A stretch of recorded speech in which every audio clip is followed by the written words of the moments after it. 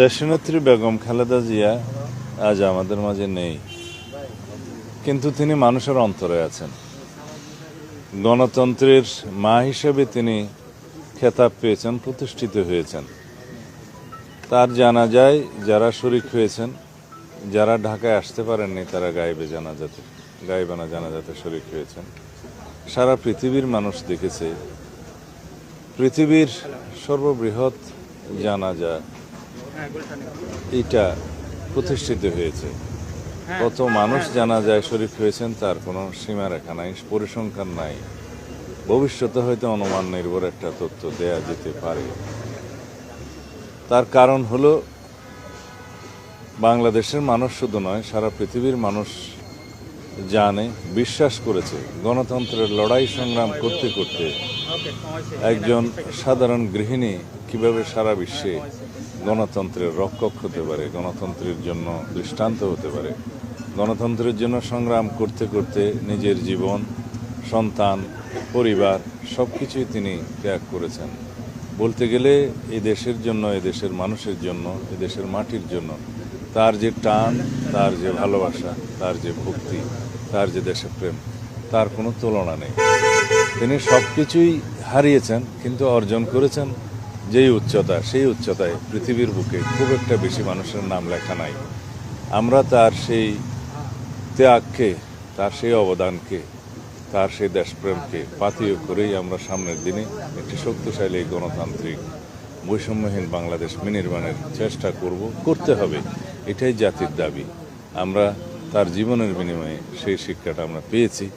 আমরা সেভাবেই দেখি, তিনি বিএনপির নেত্রী নন, তিনি বাংলাদেশের নেত্রী নন, তিনি সারা বিশ্বের গণতান্ত্রিক কামী মানুষের নেত্রী হিসেবে নিজেকে প্রতিষ্ঠিত করেছেন।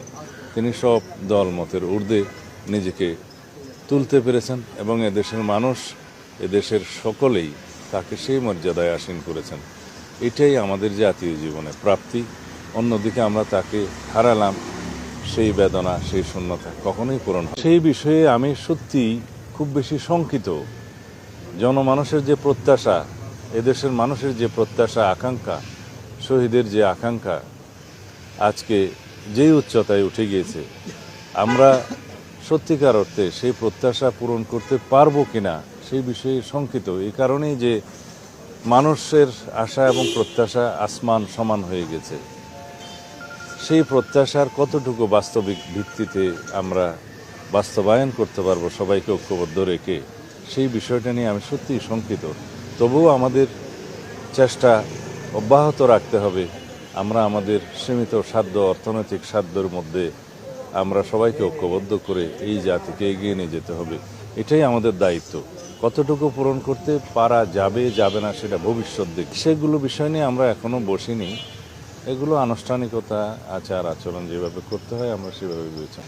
আমরা সত্যিকার অর্থে দেশনেত্রী বেগম খালেদা জিয়ার সুখকে শক্তিতে পরিণত করতে চাই, কিন্তু এটা দলীয় ভিত্তিতে নির্বাচনের কাজে আমরা ব্যবহার করার মতো এত সংকীর্ণ আমরা নই। আমরা তার সুখকে, শক্তিকে জাতি বিনির্মাণের জন্য ব্যবহার করতে চাই, নির্বাচনের জন্য নয়।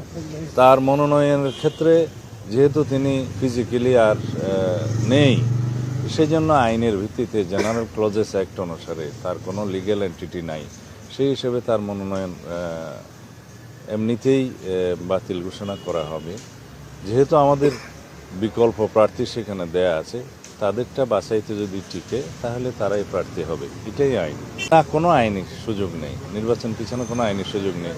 বাছাইয়ের পরে এবং প্রতীক বরাদ্দের পরে যদি সেটা হতো, সেই ক্ষেত্রে আইনগত জটিলতার কারণে স্থগিত হতো।